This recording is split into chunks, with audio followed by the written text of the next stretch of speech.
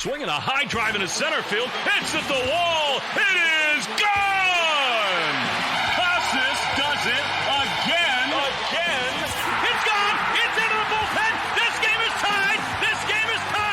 He swings and rips one to center field. It's high. It's deep. It's back. It's gone. Sale winds. He fires. Swing and a miss. Strike three. It's over. The Red Sox have won the World Championship. Welcome back to Play Tessie. It is episode 119. If you're listening on drop day, it is game one of the Sox Diamondbacks series, and it's August 23rd. This is the official podcast of Ahmed Khan's Headphones, also known as the official Red Sox podcast of WEI. Shout out Backyard Baseball for making a triumphant return that went viral on social media, and rightfully so, because those games were freaking sick. But very excited for that. Also excited for the Sox Diamondbacks series. Before we get into it, hit the subscribe button wherever you're listening. Subscribe, 5 stars. Always appreciated when you guys rate and subscribe. It helps us out a ton. Whether you're on the podcast platforms or on YouTube, you can hit the thumbs up on the videos. If you're on YouTube, we're on the WEI page there. But if you found us on YouTube, make sure to go to a podcast platform and subscribe, because again, it really just helps us out so much when you guys do that. But also we are on the socials, Playtessie, at Playtessie on both Twitter and Instagram. Here once again with Sammy and Pat, with Joe producing, and we're here to preview the Sox Diamondbacks series. It's a biggie. We talk about this gauntlet that the Sox are in the middle of. It's been talking about it ad nauseum, but they're 7 games in of the 10-game stretch. They're 4-3. They have the chance to meet the goal of 6-4 by just winning the series. They could exceed it. Sweeping the Diamondbacks would be really difficult. We'll talk about why coming up in a sec. But yeah, I mean, this is a really pivotal point in the Red Sox season here. As we're recording here, we are TBD on the outcome of the Royals game. Looks like the Twins are going to win, but yeah, regardless of the outcomes of those games, the goal here basically is be within sniffing distance of a wild card spot, preferably with the Royals, preferably be sniffing distance of the Royals by the end of this gauntlet, because right when the Sox schedule eases up a little bit, the Royals schedule gets a whole lot harder. And in fact, the Royals schedule gets harder right away. Their schedule is harder now. So the Sox have to play the Diamondbacks, but the Royals are getting the Phillies this weekend. So hopefully the Royals go on a little bit of a skid. They've had somewhat of an easier schedule lately. For the next 20 or so games, a lot harder. This is going to be the Sox time to strike. You got it, with the goal being, in my opinion, get to at least even for a playoff spot. You'll have maybe 2, maybe 3 weeks left in the regular season, and you'll leave your season up to those 3 weeks. That's got to be the goal. I like that sniffing distance. What do you think the Royals smell like? I bet they're like a king. So they're probably wearing like over the felt vest thing that kings wear. And I bet they're very sweaty underneath that. So I bet they smell like BO. I bet you the Pasquatch smells like butt cheeks. Oh, yeah. I thought you guys were going to go like a barbecue route, because that's what they're known for. Like, they're slathered, and like Red Sox just follow the smell of barbecue, and then that'll lead you to the Royals, which will lead you to the playoffs.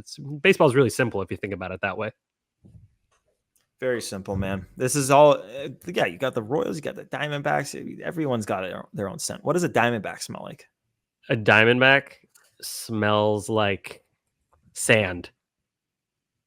What does sand smell like? It smells like sand. Sand smell. No, they smell like a dry heat. Dry heat. Producer Joe, tiebreaker right there. Dry heat, D-backs. I don't think sand has a smell. I think you smell the shit that's in the sand. What? You ever heard a scientist say that there's more stars in the sky than sand in the earth? My brain has trouble conceptualizing how many stars that is. I think for the first time in quite some time, I think I'm with Gordo. I don't think sand has a smell. Anyway, baseball? On to bigger and better things. Yeah, you want a quick little preview of what we're dealing with this weekend with the Diamondbacks? Dun, dun, dun, dun, dun, dun, dun, dun. That's your intro. Okay, Diamondbacks. As of right now, 71-56, though they're losing to the Marlins as we're recording. They won the first 2 games of this series, so they've won the series regardless. They are 13-5, maybe soon to be 13-6 in August. You can check the score of that game. When this drops, that game will be done. Pitching matchups. Red Sox pitchers are announced. Diamondbacks pitchers, as we're recording this, are not, but I see no reason to believe that these are going to be wrong. First game is going to be Zach Gallen versus Brian Bayo. You know the name Zach Gallen, great pitcher, but got hurt, came off the IL in July, and in his 9 starts since coming off the IL, he's got a 5.24 ERA. So we'll see there. Second game, Merrill Kelly versus Cutter Crawford. You certainly know the name Merrill Kelly too. Pitched well in the postseason for them last year, took him deep. He's made a name for himself. He also came off a long IL stint. He went on the IL in April. He came off recently. He's made 2 starts since. 5 innings, 2 earned runs versus the Phillies, and 5 innings, 6 earned runs versus the Rays. So we will see what Merrill Kelly has. It'll be his 3rd start coming off a long IL stint. Third game, Brandon Pfaadt.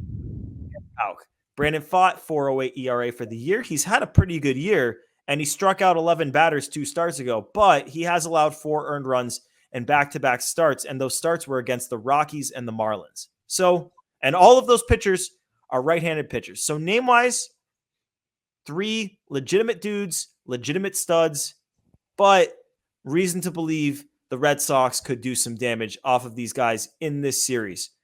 Hitters to watch here. No Ketel Marte. He's got 30 bombs and he's an MVP candidate, but a recent IL stint, so he will not be eligible to come off, and nor would he be able to come off. He is hurt. And no Christian Walker, who was having a really good season before sustaining an injury just before the trade deadline. It did allow them to go out and get Josh Bell, but we'll go through some of their guys who have been playing well. People don't realize how good Jock Peterson has been this year. He has 20 home runs and a 958 OPS. He's basically like a quote-unquote platoon, but it's the type of platoon that Wilyer Abreu is, where he plays most games because he's a lefty hitting off of the righties. What he's doing is crazy. Basically, what he's doing is like the absolute ceiling offensively of what we would want to see Wilyer do. Maybe Wilyer, hopefully in the future, could hit some left-handed pitching, but if he's hitting 950 with a 958 OPS, going to have 25 to 30 bombs during the year, I think we'd all be thrilled with that. Hey, who's a better DH, Jock Peterson or Yoshida? Like It's for the year? Yep. For the year, it's Jock. Okay, who do you want next year? Yoshida. Oh, Oh, this is a tough one. All right, anyway, continue. Sorry, I had to interject. Here's one for you guys. Corbin Carroll. I feel like it was pretty well documented how much he was struggling. In his first 87 games this year, 87 games, he had 2 home runs and a 608 OPS. Wow. In his last 36 games, he has 12 homers and a 962 OPS. Oh my God. Yeah, pass on that. Can we ask him to go back to the first half version? That would be nice. He's not stealing a ton of bases this year, but he can move. He's just an all-around stud. I'm going to read that again. 5'8", right? Like 5'8". He's tiny. Yeah, he's not tall for a major league. Yeah, for a major league baseball player, tiny. I mean, yeah. Let me read this stat off again because it's just that crazy. First 87 games, 2 home runs. Last 36 games, he has 12 homers. That's insane. 608 OPS in his first 87 games, 962 OPS in his last 36 games. He's been crazy. Another guy on like flaming hot, Jake McCarthy. He has a 1029 OPS in his last 25 games. Guy's absolutely tearing the cover off the ball. He's turned into a really good player. If you're listening to this podcast, if you're a listener listening right now, and you know someone named Jake McCarthy, shoot us a DM and let us know. Because I feel like 90% of people who are from New England have met a person named Jake McCarthy. I actually have not, but I feel weird saying that. I have. I think my sister had a friend named Jake McCarthy or something. It's got to be. I mean, there's a Jake McCarthy in every school system, I feel like. He's a common name. But outside of that, they've got Lourdes Gurriel, Eugenio Suarez, Josh Bell. They're all playing well. Nothing crazy. All OPS is around 800, some a little bit higher. But this is a lineup that I think is a little bit deeper than people give him credit for. And this team has been just flaming hot since pretty much the All-Star break. You're going from playing the hottest team in the American League and the Astros to the hottest team in the National League with the Diamondbacks. So it's not going to be an easy series. Pitching matchups wise, I think there's some room to hit them based off of, even though you're facing some tough names, the guys you're missing, you're not facing Eduardo Rodriguez and you're not facing Jordan Montgomery. And name-wise, I think you would say, oh, the guys they're facing are better. But Erod and Montgomery are both lefties. All three of the guys the Red Sox are going to face are righties. So that's not for nothing. It's not for nothing. Joe, I want to get you in here. I want to get a score update on the series, see where we're at. I know I got it wrong again. I get it wrong every single week. Who got it right? That's pretty much straight as is. You were the only one to get it wrong. Myself, Sammy, and Pat correctly predicted the Sox winning 2 out of 3. Credit to Pat for correctly predicting the sequence of loss, win, win. Doesn't get him any extra points, though, in a 3-game series. So the standings remain with Sammy in the lead. He's got 14. Pat right behind him in second with 11. Me in third, now at double digits with 10. And Gordo still in the basement with 7. I'm surprised I've gotten it right 7 times, to be honest with you. It feels like 0. Sammy, you're muted. Sorry, it is absolutely pouring where I am, so I keep muting my mic so it doesn't come in. I don't know if it's raining where you are, Gordo. We're like 20 minutes away, but it just started pounding.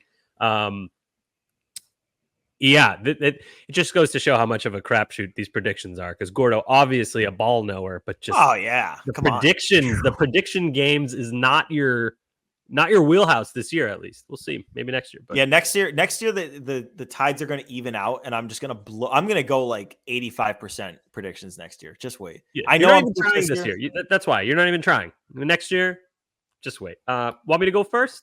Yeah, please. Red Sox sweep.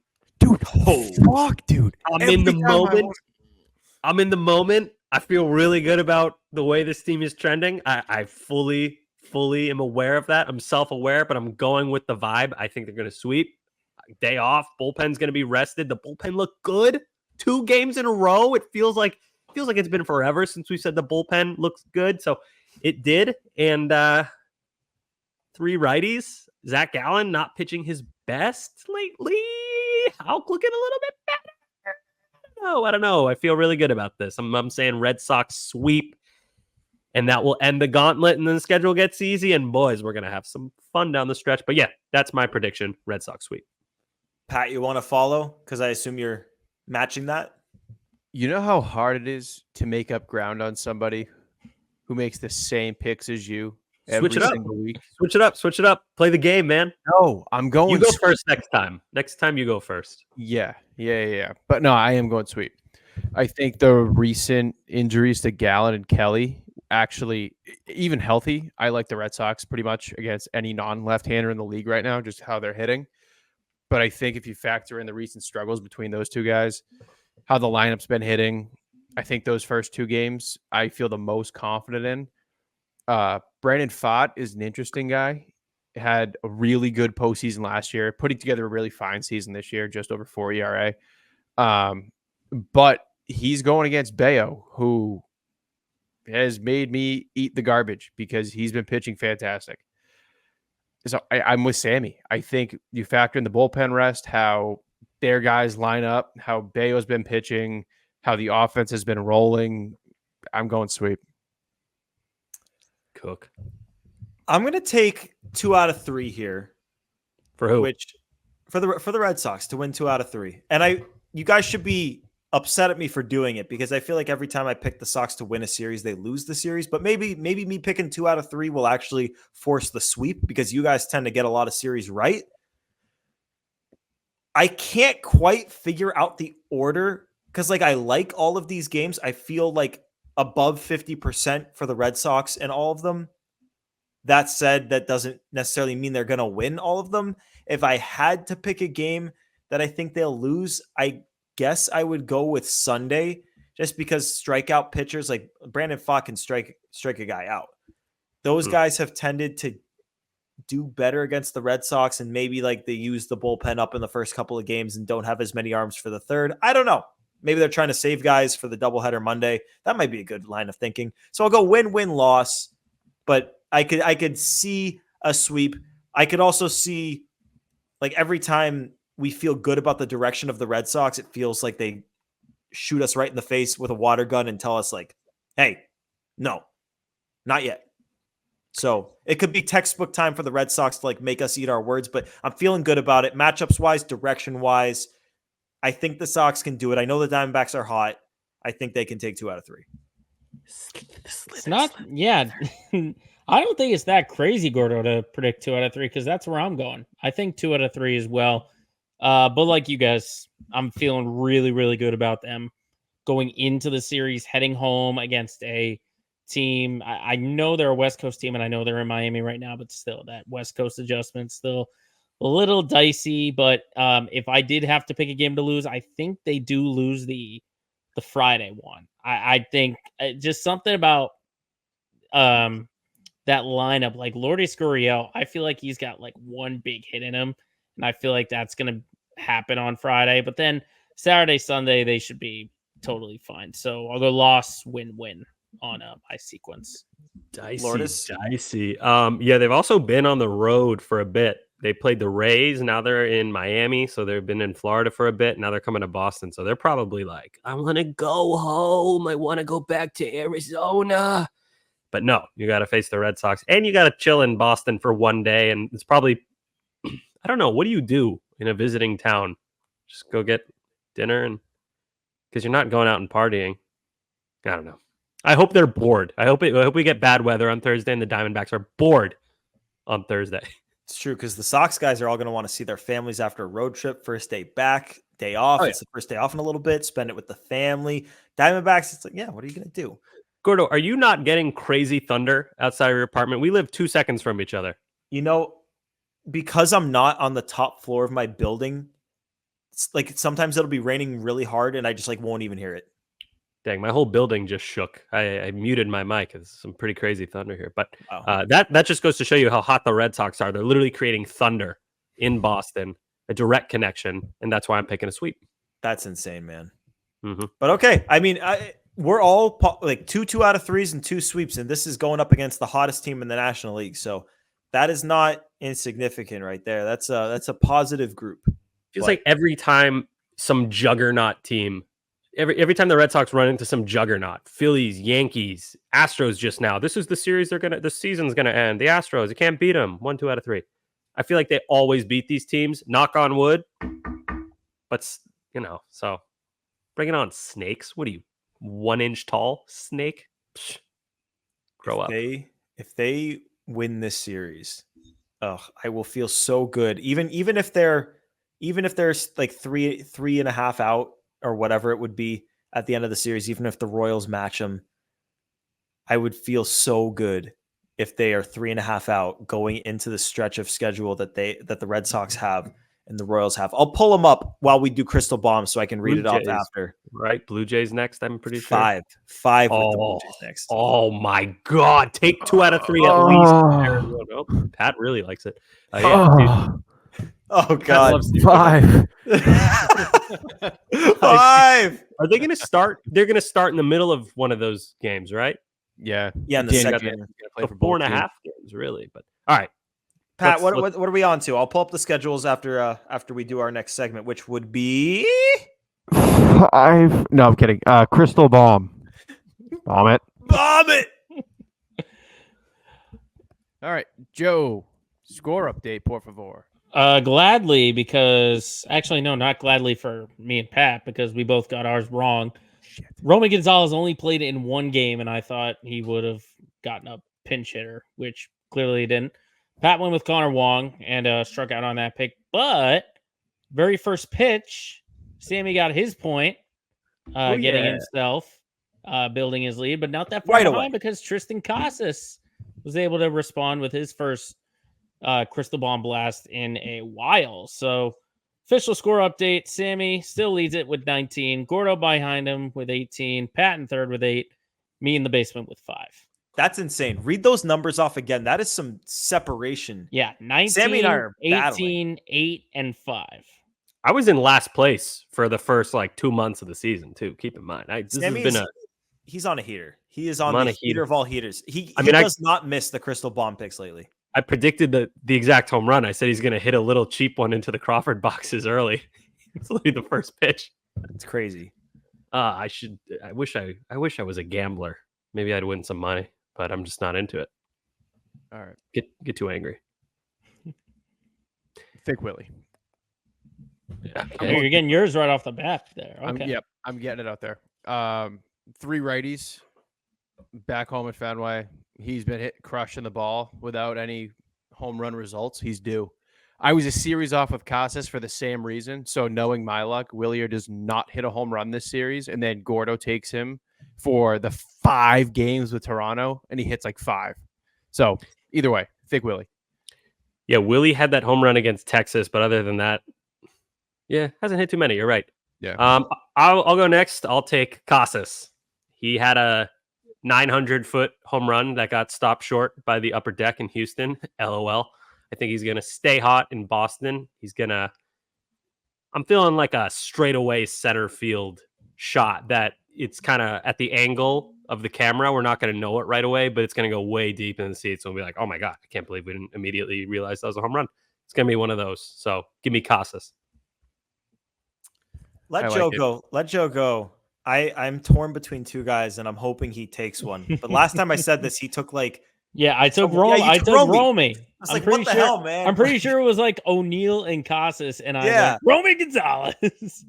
No, I'm not gonna go crazy out to left field. I'm gonna take a guy who I think his defense is gonna translate now to his offense, and I'm gonna take Cedon here.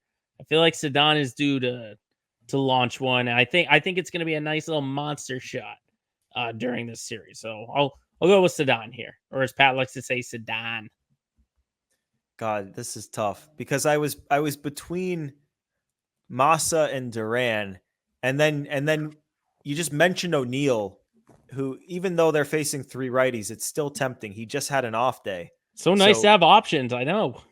And honestly, like, God, but the way this team was when everyone was hurt, like for a little while there, it was basically like you had to go with a rotation of like 3 guys, or you had to go like off the beaten path and like try to like nail it with I remember like I had like a Dom Smith pick once, like we were picking like Cedon, and like he has homers, but it's like it's different picking Cedon versus picking like Devers or Casas. Like I'm just stalling because I really don't know who I want to pick.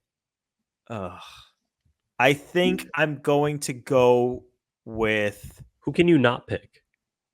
I can't pick Casas, and I think Devers was the one before that. That is right. Ugh, that's so annoying. I would suggest you go Duran.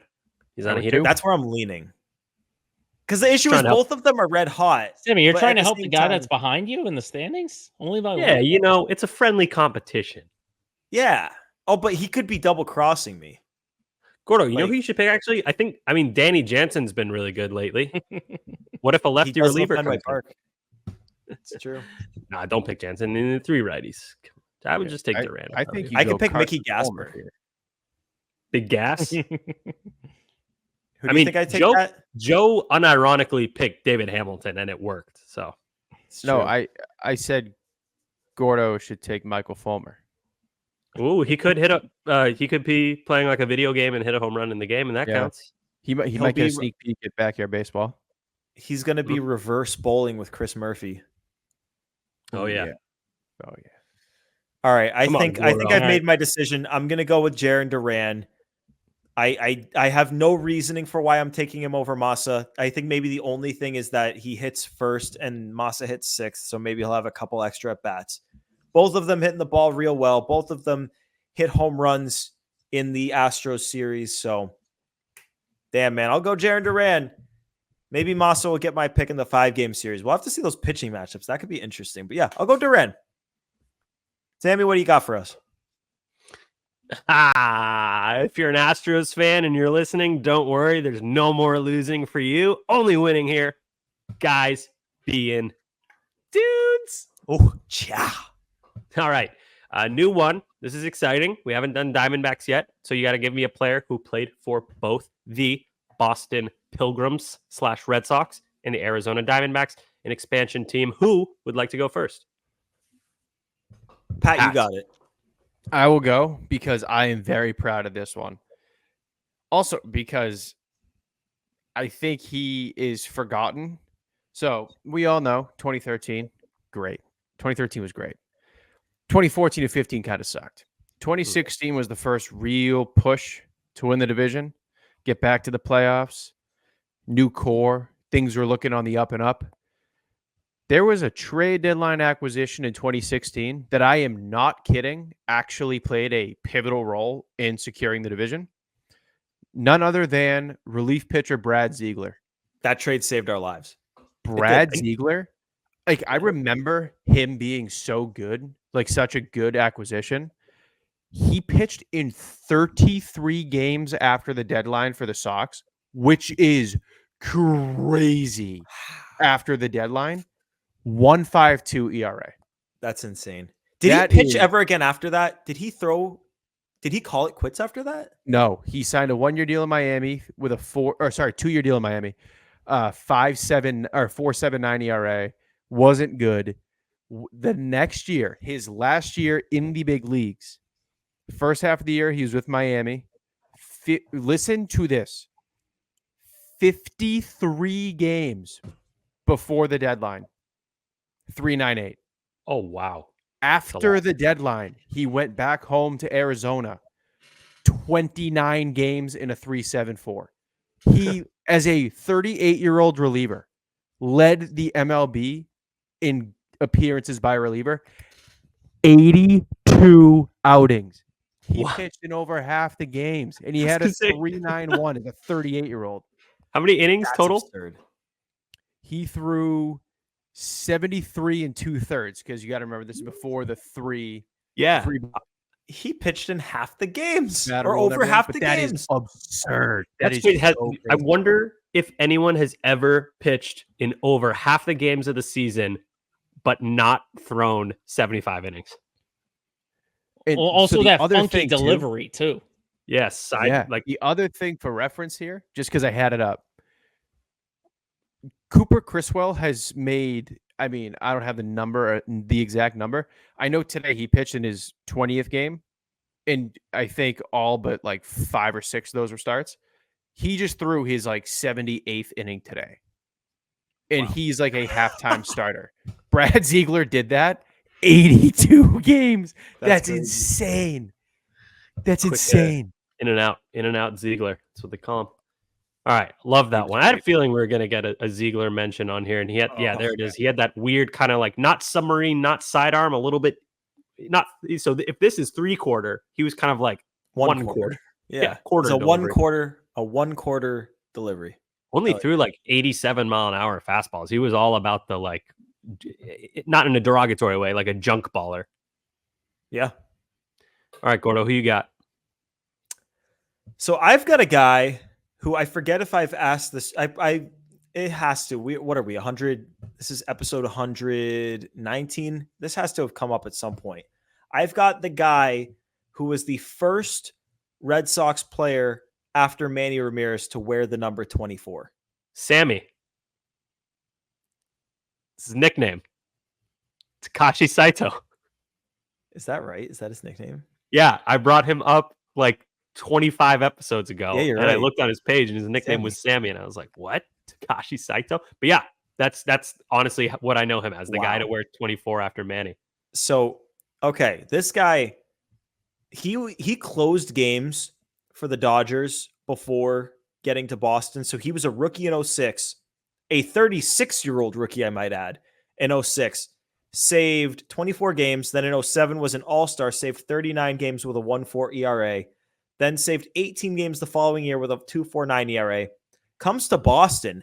I'm ecstatic about it because, like, oh my God, like I've heard of this guy. He's a closer. Like I'm still a pretty young fan at the time. 09, like I'm young in middle school. Yeah, and like it's like, oh man, like Sox got another closer for this team, setting up Papelbon. Like, oh, this will be great. And then he takes 24.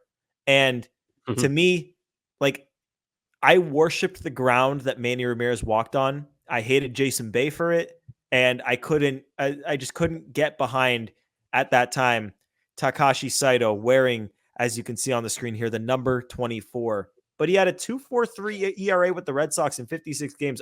People don't really talk about this guy and that he was good for the Red Sox, but yeah, had a solid career, a 2.34 ERA. The one thing I wanted to bring up with this, and by the way, he was really good. He was good into his 40s, but he had the dice K wind up where he would put his hands over his head, wait, and then throw. Here's my question for you guys. Do you think that they're quiet retiring number 24? I'm going to read you off where the number 24 has gone since Manny. So hold on. Sorry, I had it up, but then when I reset my computer, it's just went, two guys, right? David Yeah, Price. the last one I remember is Manny Price. Ramirez. Takashi Saito took it the very next year, and you got to keep in mind things ended not well with Manny. After Saito in 2009, it was not worn again until, as you guys just said, David Price in 2016. He wore it for 3 years before switching to number 10. So his last year with the number was 2018. Nobody has worn the number since. And I'm not saying that they're retiring it for Manny, but Dwight Evans also wore that number, was a Hall of Fame snub.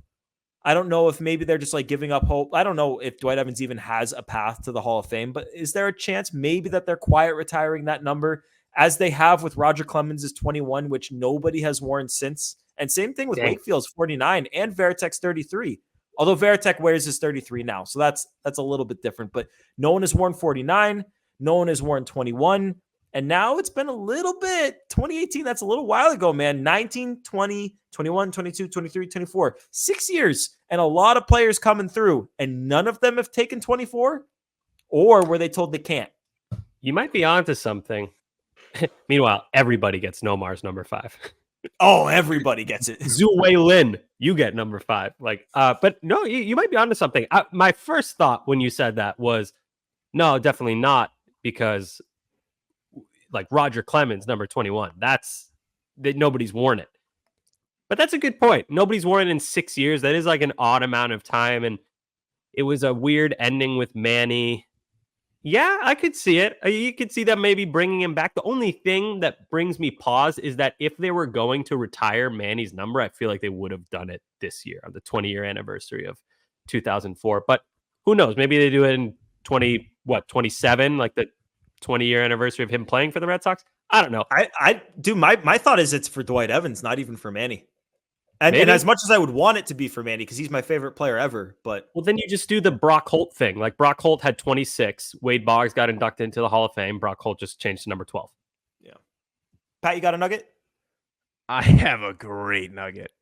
Oof. Do you want to hear some of the names that have worn the number 5 post Nomar? I try to First, name can you tell me the number? How many of them there are? There are 1, 2, 3, 4... 5, 6, 7, 8. There are 10 guys to wear number 5. Let's play a game. Let's guess. Okay. I'll give you the year. You guess the player. You each get a guess. 2009. Ooh. John McDonald. Okay. Gordo. 09. God, I don't know. I could tell you other ones. Joe, any guess? I got nothing. Let's just try to name as many as we can. Okay. None other than the Woonsocket Rocket, Rocco Baldelli. I forgot. He's literally on my television right now, managing the free for all. Name all number right. 5. Let's alternate. Chris Woodward. No. Dang it. Vaughn Grissom. Yes. Alan Craig. Yes. Zhuwei Lin. Yes. Kike Hernandez. Yes. Are we at 6 or 7? You are at 1, 2, 3. I've got another. 4, 5. You're 5. You have 5 left. Yeah, sorry, 4 left because I gave you Rocco. Because Rocco, Chris yeah. Woodward was 3, not 5. I've got another. If you guys don't. Okay. Have Ian Kinsler. Good Yeah. one. Yeah. Who you got, Gordo? Johnny Gomes. Yes. Right. I can't think of any more. 2 more. Wasn't there one last year after Kike? No. No. Okay. You're missing 2020 and Oh, 2012. Oh, Two Kevin phenomenal Pillar? years in Red Sox history. No, Who'd you Millar say? was 15. No, Pillar. Oh, Pilar. Oh, Yes. Pillar. Yeah. Kevin Pillar. yeah, Kevin Pillar. Yes. Kevin Pillar. Oh, Now you are Jesus. just missing 2012 What position? infield. Info, so as a 2012. utility guy. Not Mike Was it- Aviles. Was it James Loney? Oh, same trade. Yes. Oh God, Punto, Nick Yeah, Punto. No. Oh, yes. yes! No. Nick Punto. That's such a good number. They're just giving it to everyone. 5, a single digit number, and it's a multiple of 5. It's 5 itself. That's like the most desirable single digit number, and they're just giving it away. I mean, Vaughn Grissom, that's fine. He's like a guy who's supposed to be very good eventually, but like Zue Lin, friggin' Nick Punto, who swung like a Swiss cheese bat, couldn't get. Oh God, the Angels are not doing us any favors right now. It's 3-0. All Royals. right. Sammy, yeah, who's your guy? MJ Melendez hit a home run. Okay. All right. So this guy's more known for his time with the White Sox. Let me get back to this. This is a weird one. So this guy, first of all, breaks into the league with Arizona, only plays 138 games total in 2 years, 14 home runs, nothing impressive, 85 OPS plus. I want you guys to try to guess who I'm thinking of, because then in 2008, this guy popped off. He had, 36 home runs, 100 RBIs, and 149 OPS plus. Goes on to continue being productive. An all-star again for the White Sox in 2011. Leads the league with 23 hit by pitches. Another 24 home runs, 77 RBIs, 122 OPS plus. This guy's just crushing it. Goes to the Padres, continues to crush it. And then in 2014, he goes to the Padres. He's still on the Padres, excuse me. He starts slowing down. And the Red Sox say, hey, we want to invite you to spring training. You guys know who I'm talking about? Is it Oh, I know Carlos who it Quentin? is. Yes. Carlos Quentin. Yep. Never played a regular season game for the Red Sox, but he played for them in spring training, and he Does was. this count? Yeah, I figured it would count because Ah. he suited up for the Red Sox. He just played in spring training, but he Hmm. was not impressive. They released him right at the end of spring training. It was one of those things like it was the last season of his career. But you guys know how old he was? Sounds like he wasn't that old. 31. Whoa. 31 years old. Red Sox released him. Nobody picked him up. That was it. Carlos Quentin. So I know he never played in a regular season game, but I thought this would be an interesting one. He played for widely known for his time with the White Sox, but he started with the Diamondbacks and he technically ended with the Red Sox, though he never made the regular season roster. Carlos Quentin, kind of a flash in the pan, early 2000s guy. Cool batting stance too, where he'd like bounce up and down. Good ball player. Definition of flash in the pan. I've got a Carlos Quentin jersey card somewhere. Really? Yeah. His number, Very I can't name his number. 36 something. 30. No, I was gonna say 31, but he's told me he was 31 years old. That's why. No, he was number 20. I don't know why I thought it was 36.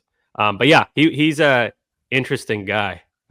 He's only 41 years old now. You would think like Carlos Quentin, oh man, he's probably like older than that. No. Dude, he's 3 years younger than Rich Hill. And a guy the Red Sox just signed. Awesome. But anyway, that's the end of that segment. So who do you have? Ziegler. Who do you have, Gordo? Saito. Ziegler, Saito, Quentin. 3 Hall of Famers. Yep. Any enough said from you guys before we get on out of here? I got it. I got a fun one. You go. Sam, you go. You go. Oh, I'll guys, you go. Come on. go. You go. No, you hang up. You hang up No, first. you hang up. Oh, you guys are so silly. Okay. Have you If guys I must. ever been in like a any sort of competition, like a school competition, athletic competition, anything, and you finish not first, not second, not even third, not top 5, but 13th? You guys ever finish 13th? Specifically 13th, I can't tell you. Well, let me tell you, the Diamondback, specifically the Eastern Diamondback rattlesnake, is only the 13th most venomous snake in the world. So if you're a Red Sox fan, you're like, oh, the snakes, snake noises, only the 13th most venomous. So I wouldn't stress it too much. We're not facing the Arizona Black Mambas. This is a measly little Diamondback. So get out a little bucket, put it on the snakes, and call animal control. Here's the issue, though, Sammy. They're the 13th most venomous snake, and I get it. 13th is 13th, but like, we're just footwear.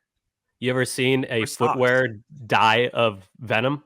Look at that. You afraid of that? You know what No. would happen if you put a sock over the head of a rattlesnake? I was going to say you could suffocate it. Useless. It would be absolutely useless. I think a sock would beat a rattlesnake in a fight, actually. Or sorry, a diamondback. Is a diamondback a rattlesnake? I couldn't tell. I think it is. I think a would diamondback is a type of rattlesnake. Yes, it's a specific type of rattlesnake. Right. So if you took a sock and put it over a rattlesnake, the rattlesnake, I don't know if you guys know this, they have evolved. They don't have arms or legs, so it wouldn't be able to get out. It would suffocate and it would die, and it's venom. Snakes, in like prehistoric era, they had like legs and they swam in the water, and then they came on the land and they adapted. Yeah. Is that just like a lizard? So did whales. Whales used to have legs. What? Oh, dude, let me show you. This is one of my weird interests is like dinosaurs and like prehistoric stuff, like Cambrian period stuff. I'll show you some prehistoric whales. These still look kind of like dogs almost, like millions of years ago. But anyway, rattlesnakes, not scary if you have a big red sock on you. It's true. So don't worry about it. You could put like a clown face on the sock and you're just going to make the snake look like a clown. Yeah. And that's degrading to the snake, and then it's going to be embarrassed. And it's going to be degraded while it dies. Yeah, that's a prehistoric whale right there. Whoa. That's what whales turn in. That's a ichthyostega below it, but above it is, I don't know which kind of whale that is, but it, those became like blue whales. That is fascinating. Pat, you're never going to be able to follow this up. No, I'm not. Yeah, I don't think that was an ichthyostega. I think I got that wrong. I don't know. What if I told you that since June 15th, Javi Baez is slugging 260 and has a 514 OPS. Oh, man, I feel bad for him. You would believe me, right? Yeah. Well, I lied. It's Alex Verdugo. Oh, you dog. Zinger. I feel bad for that guy. This guy sucks. Bum ass. That's so bad. Ooh, on the season, Alex Verdugo is hitting 229 with an OBP of 290, a slug of 356, and an OPS of 647. Well, it doesn't really matter, though. He's locked into a long-term contract. He's making a lot of money. It's not like this is a contract year for him. No. Yeah, he was given a very lucrative 6-figure contract. I just zingered you, Pat. It is a contract year for Verdugo, and he's playing like crap, and his attitude is terrible as usual. We couldn't feel worse for Verdugo. I really do feel bad for him. And the worst excuse of being allergic to batting gloves and the metal of a tattoo needle. What the fuck, dude? He's allergic to batting gloves? Bro, you're allergic to batting. Yeah, I was going to say, I think he's more allergic to hitting a baseball than he is batting gloves. Actually, Patty has pretty good contact numbers, so I wouldn't say that. Pat, that was an all-time delivery of Enough Said right there. That was fantastic. Yeah, you like that? I had to follow up the whale with arms. Yeah. That's good. Yeah, Do you think who would win in a fight, a prehistoric, unevolved whale or Alex Verdugo? Are they in water or on land? They're in a swamp, so it's shallow water. It's moist. Oh, whale for sure. I feel pretty good about that. I don't know. Does the skin of whales have any commonalities with the leather used in batting gloves? I would say they're not allergic. Oh, but is he allergic to the whale is what you're saying? Mm-hmm. Oh. I think if he loses, he would say he is. Right. And this is why people tune in. They want to know who would win in a fight, Alex Verdugo or a prehistoric, unevolved whale if the setting were a swamp. Yeah. All right. I'll give you guys mine. I definitely don't have the delivery of Pat's, but it's an interesting one because I tweeted about this earlier today because I stumbled on a picture of what the team store used to look like before they inexplicably stopped selling all of the jerseys of all of the different players on the team, like throughout all of our lives until recently. And I honestly can't tell you when it was. It has to be pretty recent that they stopped doing this, but they used to sell jerseys in the team store. They'd have an entire wall with every player jersey up there, like the t-shirts with the player name and number on it. And they would sell them for like 35, 40, 45. Like the price would go up every year. It'd be a pain in the ass. But it was cool that if I wanted an obscure player jersey, I could get it. And in the picture here, like I referenced Ryan Hannigan, he felt like the most obscure one up there, but like Blake Swihart's up there, Alan Craig's up there. Hannigan. Ryan Hannigan, like he was just always the backup catcher, was never like any hope for more. Like he was going to be there for like a year and it was going to be the backup catcher. Rusney Castillo was up there. You know but, what? Like, they had everybody.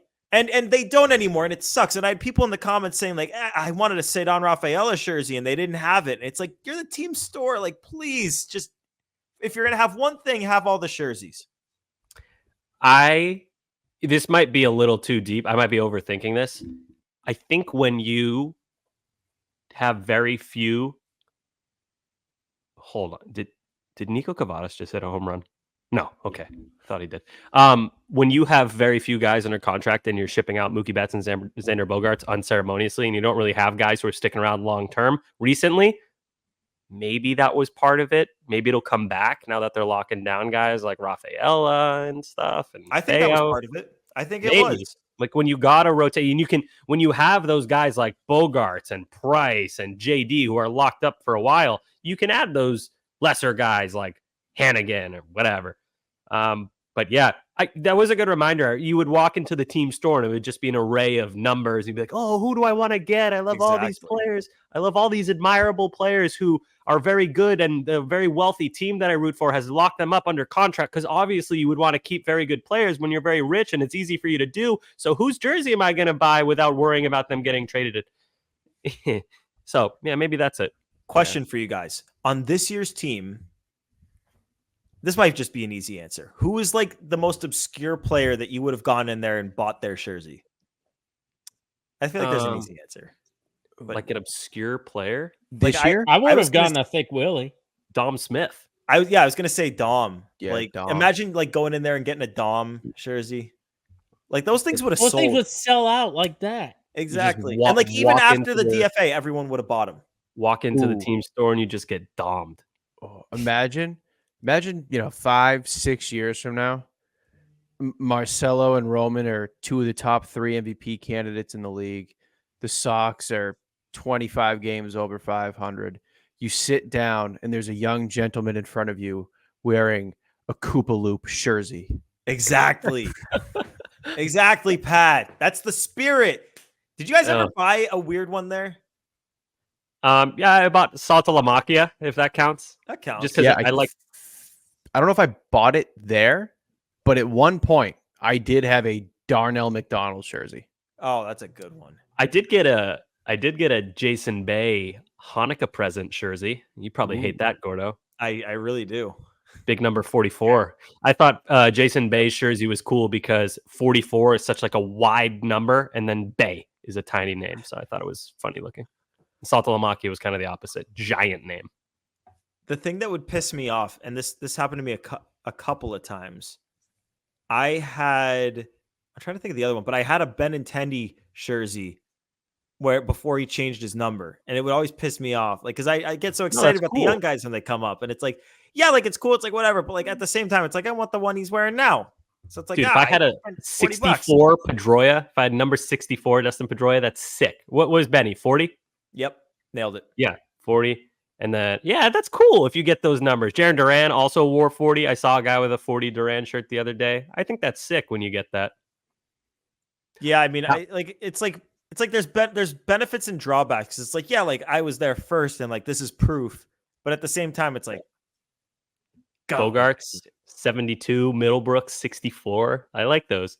You know what I don't like though? Tanner Houck they gave him 89, and he's just like, no, I'll keep it. Like, yeah, that's a bad number. 89. Yeah, I agree. You know what did Middlebrooks change to? Oh, 16, right? 16. Yeah. It's a good number. All right, we'll wrap it up there. It's a good spot to wrap. Episode 119 of Play Tessie. We appreciate you guys tuning in. But before you go about your day, remember, hit that subscribe button wherever you're listening. Subscribe, rate 5 stars. If you're on YouTube, if you discovered us on YouTube, you can hit the thumbs up on those videos. We are on the Play Tessie playlist of the WEI channel. But if you did discover us on YouTube, remember, go find us on a podcast platform and subscribe. That way you get notifications when new episodes drop, and it helps us out a ton when you guys hit that subscription. So We always appreciate it when you guys do that. Also can find us on the socials at PlayTessie on both Twitter and Instagram. Great content coming out on there all the time. For Sammy, for Pat, for Joe in the back, it's Gordo. We got a big series here, fellas. This is the end of the gauntlet. Oh, I said I was going to read the schedule. I'll read the schedules real quick and then we'll wrap right there. Quick schedule. Quick schedule. Canceling the end of the show. Canceling Quick the end. schedule. Red Sox have 5 with the Blue Jays, 3 with the Tigers, 3 with the Mets, 3 with the White Sox. Meanwhile, the Royals have 3 with the Phillies, 4 with the Guardians, 4 with the Astros, 3 with the Guardians, 3 with the Twins, 3 with the Yankees. Which is why, to loop it back in to the wrap here, this is the end of the gauntlet. This is the time where you got to make sure that you're at least treading water. Because with that schedule coming up, with those 2 schedules coming up, there is a huge opportunity for the Red Sox to make up a bunch of ground. And if you can enter that 3.5 back, you could find yourself in a playoff spot within weeks. If it's 5.5, if they get swept in this Diamondback series and it's 5.5, then like you're going to be lucky to be tied with the playoff spot. And if somehow you make up ground and it's 2.5, man, that road is inviting you to take over a playoff spot. So this is going to be this extended run here, this Diamondback series and the extended run of easier opponents while the Royals have harder opponents. This is going to be where the season is won and lost. Buckle up. But till then, you'll get us on a recap of the Diamondback series dropping on Monday.